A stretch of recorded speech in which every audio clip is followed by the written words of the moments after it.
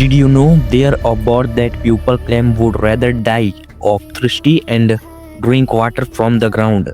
But according to old folklore, the Chatak bird only drink raindrops that fall during a special star phase called Swati Nakshatra, and it supposedly catch those drop before they even touch the ground.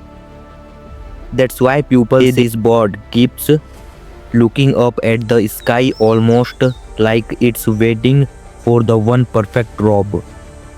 In the Garhwal and Uttarakhand region, the bird is now as choli, and in local stories it's considered a symbol of purity and unshakable faith.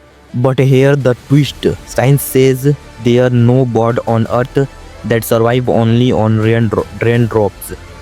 Still, many poets use the Chatak as a symbol of loyalty and deep longing.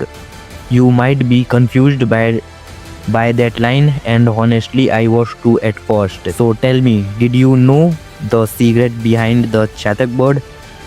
Let me know in the comment, and don't forget to like the video.